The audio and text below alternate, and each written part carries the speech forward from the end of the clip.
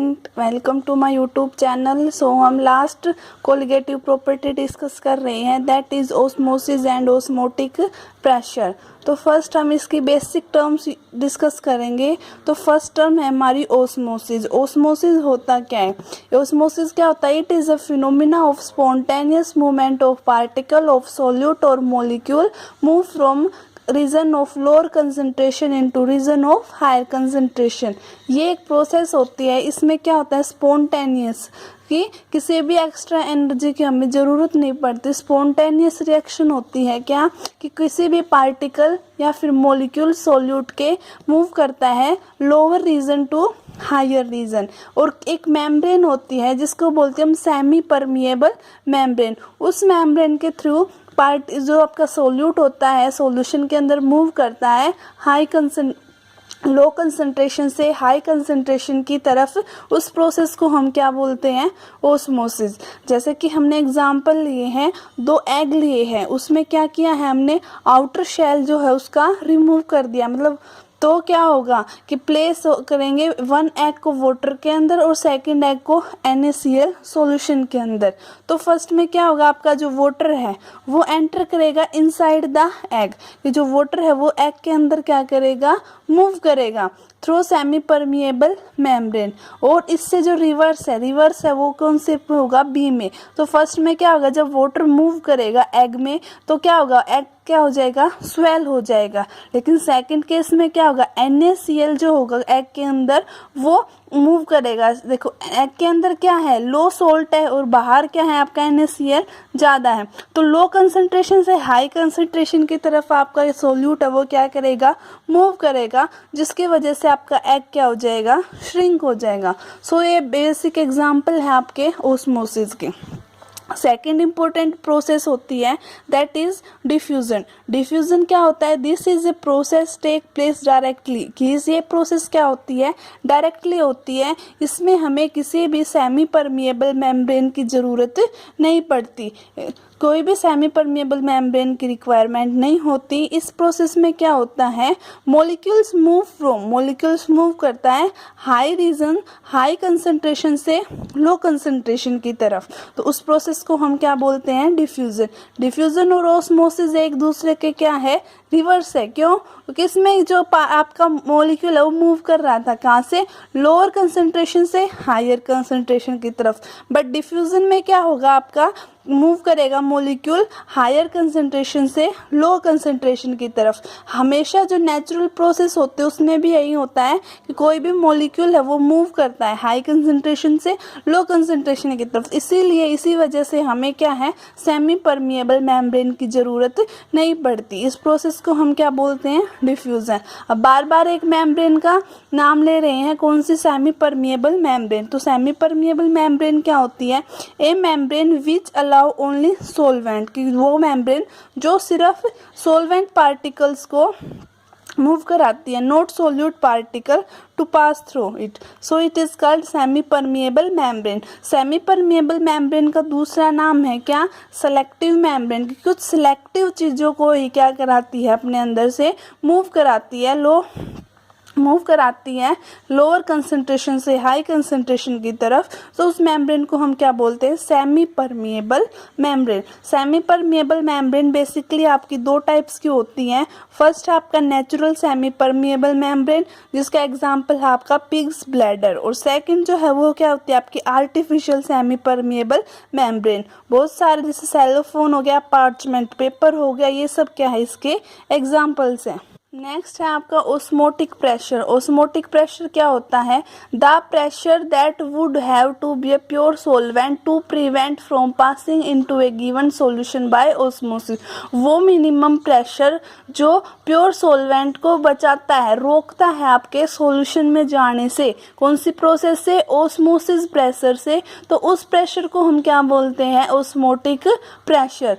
ये क्या करता है? जो आपका ओस्मोटिक प्रेशर है वो एक्सप्रेस किया जाता है कंसंट्रेशन के फॉर्म में। आप इसको ओस्मोटिक प्रेशर को डिनोट कर सकते हो पाई से भी और पी से भी। बहुत सारी बुक्स में आपको पी से भी दे रखा है और पाई से भी, तो कंफ्यूज मत होना। इसको हम 2 से कर सकते हैं, 2 कौन कौन सी टर्म है, एक तो आपकी पाई है और एक क्या है आपकी पी है। अगर दोनों ये दोनों में से कोई एक भी करे तो वो सही माना जाएगा।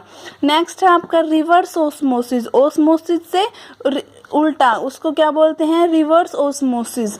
If the pressure more than minimum pressure, minimum pressure कौन सा आपका, ओस्मोटिक प्रेशर। अगर आपका प्रेशर ज़्यादा है किससे, ओस्मोटिक प्रेशर से, और वो सॉल्यूशन के अंदर क्या हो रहा है, अप्लाई हो रहा है, तो सॉल्वेंट है वो फ्लो करना स्टार्ट हो जाएंगे। इसमें हमने क्या किया था, सॉल्वेंट प्रिवेंट करता है, लेकिन इसमें क्या होगा, solvent start flow from solution into pure solvent through semi permeable membrane. कौन सी मेम्ब्रेन के थ्रू फ्लो करेगा, सेमी परमिएबल मेम्ब्रेन। उसी प्रोसेस को हम क्या बोलेंगे, रिवर्स ओस्मोसिस। रिवर्स ओस्मोसिस की फुल फॉर्म है आरओ। जो आपका जो आरओ होम में यूज़ होता है वो कौन सी प्रोसेस से होता है, आपका रिवर्स ओस्मोसिस से। बेस्ट एप्लीकेशन है आपकी रिवर्स ओस्मोसिस की क्या, water purification, desalination of sea water. जो सी वाटर होता है उसमें बहुत सारे साल्ट होते हैं, उसको सी वाटर को हम क्या कर रहे हैं, ड्रिंकिंग पर्पस के लिए यूज़ कर रहे हैं। कौन सी प्रोसेस के थ्रू, रिवर्स ओस्मोसिस के through.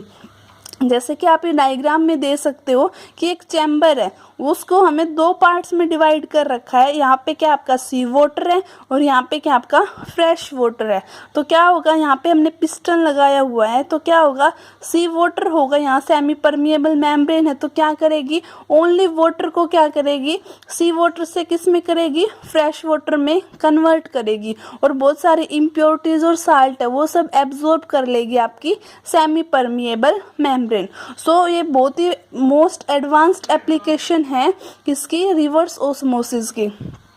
In this process A pressure is greater than osmotic pressure. जो आपका प्रेशर जो आप क्रिएट करोगे वो किससे ज़्यादा होना चाहिए, आपका ओस्मोटिक प्रेशर से। Is applied on a side of a sea water containing salt and pure water flow through semi permeable membrane. और जो प्योर वाटर होगा वो कहाँ फ्लो करेगा, इस साइड, मतलब फ्रेश वाटर की साइड। इस चैम्बर में क्या आएगा, फ्रेश वाटर आएगा, किसकी हेल्प से, सेमी परमिएबल मेम्ब्रेन। अब सेमी परमिएबल मेम्ब्रेन कौन सी यूज करते हैं, इसमें cellulose acetate. Cellulose acetate is use to semi permeable membrane.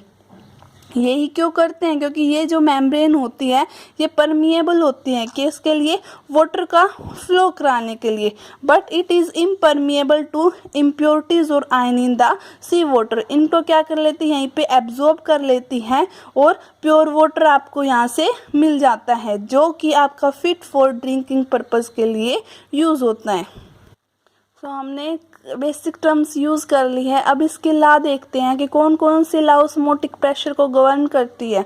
तो फर्स्ट है आपका van't Hoff Boyle's law. Van't Hoff Boyle's law क्या कहते हैं कि according to this law at constant temperature, constant temperature के ऊपर आपका ऑस्मोटिक प्रेशर है वो किसके डायरेक्टली प्रोपोर्शनल होता है, मोलर कंसंट्रेशन ऑफ सॉल्यूशन की। जो आपका ऑस्मोटिक प्रेशर हमने किससे डिनोट किया है, पाई से। कई बुक्स में आपको पी से भी मिलेगा। तो आपका जो ऑस्मोटिक प्रेशर है वो डायरेक्टली प्रोपोर्शनल है किसका, कंसंट्रेशन को। लेट कर लेते हैं, this is equation first. So next जो आपकी लॉ है वो कौन से, आपकी went of Charles law.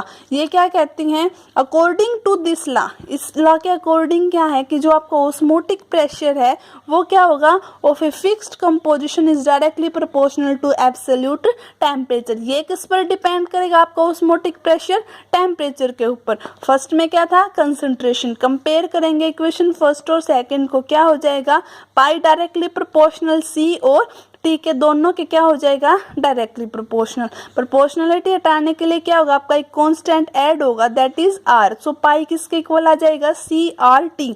Are क्या है, आपका सॉल्यूशन कांस्टेंट, और जो आर की जो वैल्यू है वो किसके इक्वल होगी, आपकी गैस कांस्टेंट वैल्यू के इक्वल।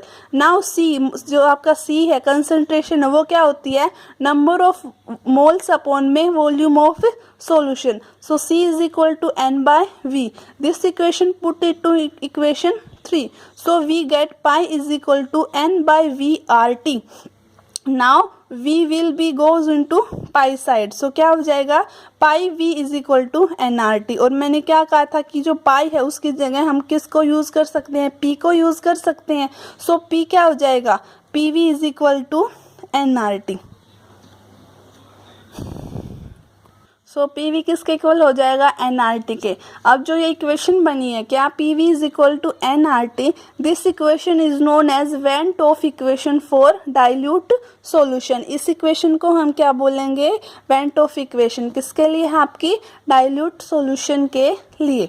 अब नेक्स्ट है ओस्मोटिक प्रेशर इज ए, यहाँ तक क्या थी आपकी ओस्मोटिक प्रेशर, हमें रिजल्ट क्या मिला, पीवी या पाईवी किसके इक्वल होगा, आपका एनआरटी के इक्वल। अब क्या है कि हमें प्रूफ करना है कि जो आपकी जो ओस्मोटिक प्रेशर प्रॉपर्टी है वो क्या है, आपकी कोलिगेटिव प्रॉपर्टी है या नहीं है। तो हम क्या देखेंगे, वेन टॉफ इक्वेशन से देखेंगे। क्या देखना है कि it is clear that osmotic pressure of A solution at any given temperature depend only on number of moles. की जो आपकी जो इक्वेशन है किस पर डिपेंड कर रही है, एन मीन्स क्या है, आपका number of mole of solution, and independent on nature of solute. तो ये क्या कर रही कि नेचर ऑफ सोल्यूट से क्या है, ये इंडिपेंडेंट है, और किस पर बेसिकली डिपेंड है, number of mole of solute से।